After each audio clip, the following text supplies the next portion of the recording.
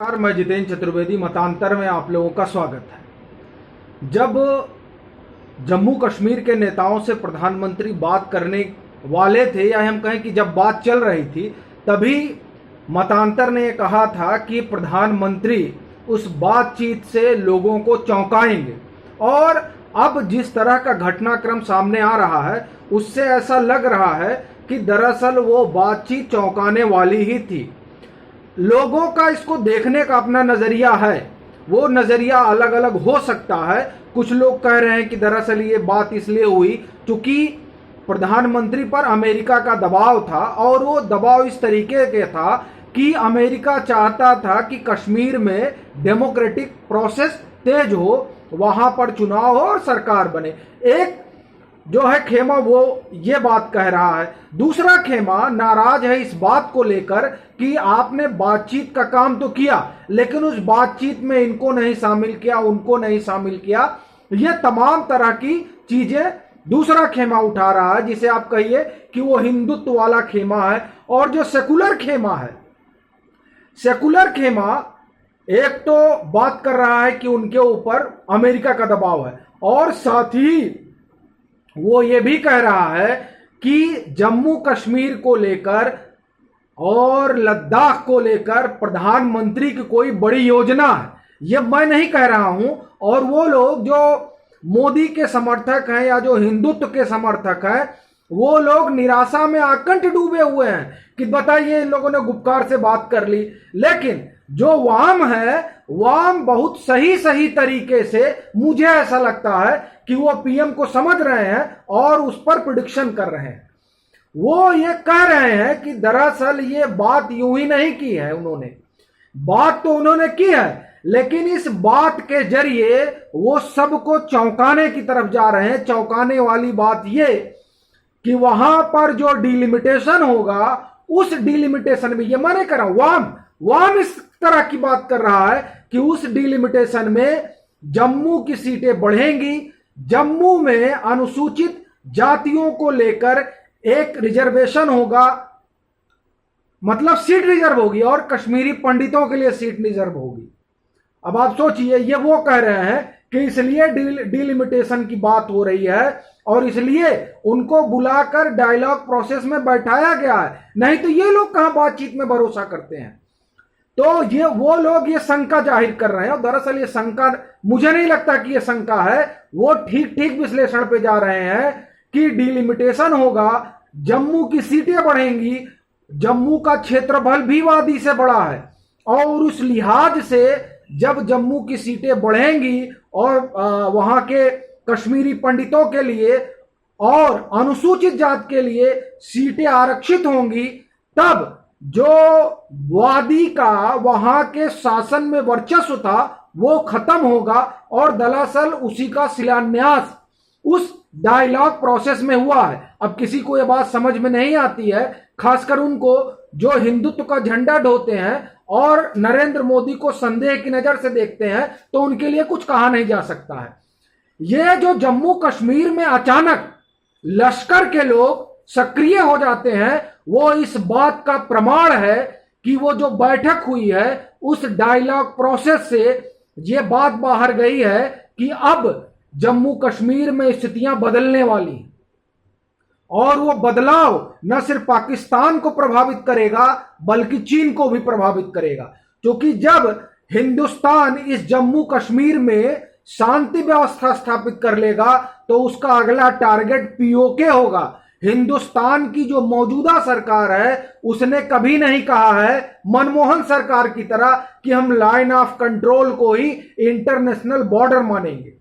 वो पीओके की बात करती है, और आप खुद रक्षा मंत्री कह चुके हैं कि अब हम पीओके पर बात करेंगे और पीओके पर कब्जा करेंगे। ये रक्षा मंत्री पहले कह चुके हैं। तो इनको इस बात का इल्म है कि जैसे ही डिलिमिटेशन होगा, वैसे ही जम्मू का वर्चस्व होगा जम्मू कश्मीर के शासन पर। अभी किसका वर्चस्व है? अभी वादी का वर्चस्व है। तो वादी के तमाम अलगाववादी, चाहे वो पीडीपी हो और चाहे नेशनल कॉन्फ्रेंस हो और चाहे हुर्रियत हो, ये लोग अपने लोगों को बैठाकर और वहां आतंकवादियों को पालते पोसते हैं। इस तरह की तमाम रिपोर्टें हैं, मैं कुछ आपको नया नहीं बता रहा हूं। तो जो ये बैठक हुई, इस बैठक के पीछे का क्या कारण है, एजेंडा है, वो मतांतर ने साफ साफ कहा था कि यहां सुरक्षा एक बड़ा मसला है। वो आप देख रहे हैं किस तरीके से अच्छा, आपने कभी सोचा है कि अचानक वार्ता खत्म होने के बाद वार्ता हुई और उसके बाद अचानक आतंकी गतिविधियां बढ़ गई? क्या यह महज इत्तेफाक है? यह इत्तेफाक नहीं है। यह जो वहां बैठक में पीएम ने संदेश दिया, उससे घबराए हुए अलगाववादी नेताओं ने जो पाकिस्तान में बैठे उनके आका हैं, उनको सक्रिय कर दिया। अब अगर आपको या वो लोग जो विश्लेषण बैठ के कर रहे हैं उनको ये चीज समझ में नहीं आती है, तो मैं ये कहूंगा कि दरअसल कश्मीर और कश्मीर की डिप्लोमेसी और फॉरेन पॉलिसी के बारे में उनकी जानकारी थोड़ा कम है और तंग है। नहीं तो यूं ही घटनाएं नहीं हो रही हैं। डायलॉग प्रोसेस खत्म होता है, वाम और तमाम इंटरनेशनल एजेंसी ये बात समझ रही हैं कि दरअसल इस डायलॉग प्रोसेस में जो मसला डीलिमिटेशन का है, डीलिमिटेशन के जरिए ही जम्मू का वर्चस्व होगा, ये बात उनको समझ में आ रही है। इसीलिए जम्मू पर हमले होते हैं। हमेशा वादी निशाने पर होती थी, इस बार जम्मू हुआ है निशाने पर। वहां लोगों में भय का माहौल पैदा करने की कोशिश हो रही है।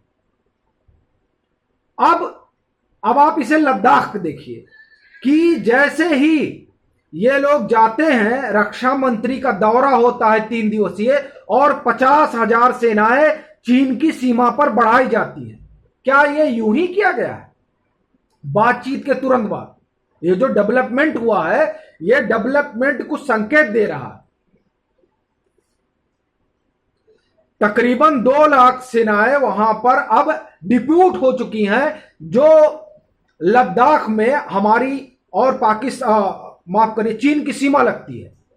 2 लाख वहां पर तमाम अत्याधुनिक लड़ाकू विमान लगा दिए गए हैं। ये सब खबरों में आ चुका है। और जिस डोकोलाम को लेकर मारपीट हुई थी, वो जो लोग उस पर तरह तरह की खबरें कर रहे हैं, मैं ये कहूंगा कि एक बार रक्षा विशेषज्ञों से बात करें। हाँ, उसमें वो रक्षा विशेषज्ञ नहीं होने चाहिए जो सेकुलर हो और जो ये बताने में लगे हों कि दरअसल भारत की स्थिति वहां कमजोर हो गई है। भारत ने वहां बड़े स्ट्रेटेजिक पॉइंट पे कब्जा कर लिया है, इसलिए चीन के पेट में दर्द हो रहा है। तो ड्रोन चले आते हैं यहां। अब वो ड्रोन लश्कर के हैं या जैश के हैं, और वो ड्रोन खरीदे गए हैं बड़ी मात्रा में चीन से, उसमें उनकी क्या भूमिका है, यह भी एक सवाल है। तो जो वहां सेना लगी, उससे जो एक संदेह चीन को लेकर हो रहा है, उनका जो रूट बना हुआ है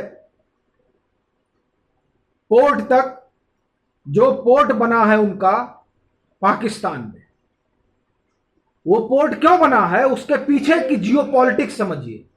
वो दरअसल वो चाहते नहीं है कि इनको हिंद महासागर से होकर जाना पड़े, क्योंकि यही एक सी रूट है जो अरब से इनको जोड़ता है।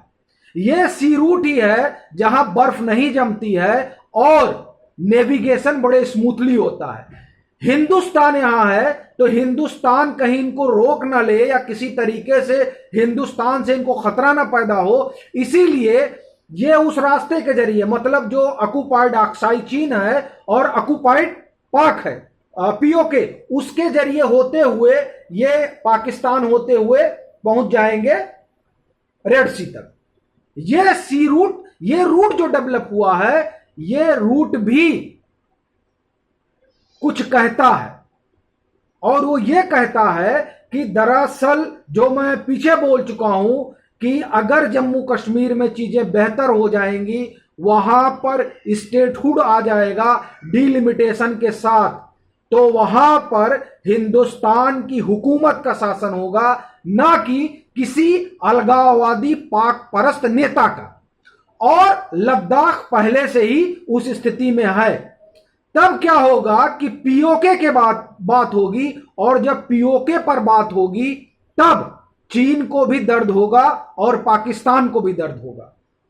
पाकिस्तान का दर्द यह होगा कि उसकी पूरी पॉलिटिक्स ही पीओके पर चलती है, उसकी पूरी अर्थव्यवस्था ही पीओके पर चलती है, क्योंकि उसको पूरा फंड ही पीओके की नाम पे आता है और कश्मीर के नाम पर आता है। और चीन का जहां तक सवाल है, तो चीन जो हिंद महासागर का अल्टरनेटिव रूट ऊपर बना रखा है, तिब्बत, अक्साई चीन और पीओके होते हुए अरब रेड सी में जाने का, वो रूट बंद हो जाएगा, क्योंकि हम अक्साई चीन पे भी कब्जा कर लेंगे और पीओके पर भी कब्जा, क्या अपनी टेरिटरी को वापस ले लेंगे। ये पूरा प्लान है जो मुझे समझ में आ रहा है, और ये प्लान एग्जीक्यूट करने का काम जमीन पर हो रहा है। जो लोग नहीं देख पा रहे हैं, जो लोग नहीं समझ पा रहे हैं, दक्षिणपंथी हिंदुत्ववादी, ये मैं कहूंगा कि उनको दिनौंधी हो गई और उनके दिनौंधी है। वाम जो देख रहा है, वाम जिस जियोपॉलिटिक्स को समझ रहा है, वो इसको नहीं समझ पा रहे हैं। इस पर अब क्या ही कहा जाए। वो इस बात को समझ रहे हैं कि डिलिमिटेशन पर जो चिल्लाहट मची हुई है फारूक अब्दुल्ला के परिवार में, पीडीपी में, वो दरअसल यही है। उनको पता है कि उनका वर्चस्व खत्म होने वाला है, और ये बात ही है जो अचानक जम्मू कश्मीर में सरगर्मियां बढ़ गई हैं और हिंदुस्तान ने मानो मन बना लिया है, प्रधानमंत्री नरेंद्र मोदी ने मन बना लिया है कि अब हमको अक्साई चीन भी चाहिए और पीओके भी चाहिए, और पाकिस्तान को यह बता देना है कि हमें जम्मू कश्मीर में शांति बहाली चाहिए और पूरा कश्मीर चाहिए। दरअसल ये उसकी तैयारी चल रही है, और उस तैयारी की वजह से सब झुंझला गए हैं और सब ने आक्रमण बोल दिया है, धावा बोल दिया है हिंदुस्तान को, आप जो हिंदुस्तान में एक माहौल बिगाड़ने के लिए। लेकिन ये ठीक है, फिर स्ट्राइक होगी, और उस स्ट्राइक से जो लोग अभी जिन दक्षिणपंथियों को रतौंधी हुई है, वो रतौंधी दूर होगी। तो जो मैं समझ पा रहा हूं, वो उसका पूरा लवोलुआब यही है कि वहां पर ये होने जा रहा है। इसकी जो आहट है वो अलगाववादियों को हो चुकी है। इसी वजह से जम्मू में हलचल मची हुई है, और इसी वजह से जो लद्दाख और चीन, अक्साई चीन मतलब आप जो सीमा है, वहां पर 50,000 ताजा ट्रूप डिप्यूट किए गए हैं। उस सब के पीछे यही कारण जान पड़ता है। बाकी आपके लिए अगर कोई एक अलग कारण हो तो आप जरूर बताइएगा, और जो भी कुछ आप सोचते समझते हो। बाकी तो जो चीजें चल रही हैं उसको आप देख रहे हैं, और जो मतांतर लगातार कह रहा था सिक्योरिटी सिक्योरिटी सिक्योरिटी, उसी दिशा में बात आगे बढ़ रही है। खैर, तो ये है जो ऐसा लग रहा है कि इस तरीके की चीजें होने वाली हैं। बाकी क्या होगा वो जैसे जैसे अपने पास खबर और घटनाओं से संकेत आएंगे, वैसे वैसे हम आपको बताएंगे। और तब तक के लिए राम राम। लेकिन उससे पहले कृपया इसे लाइक करिए, सब्सक्राइब करिए और शेयर करिए। फिर हम लोग मिलते हैं एक नए मुद्दे के साथ।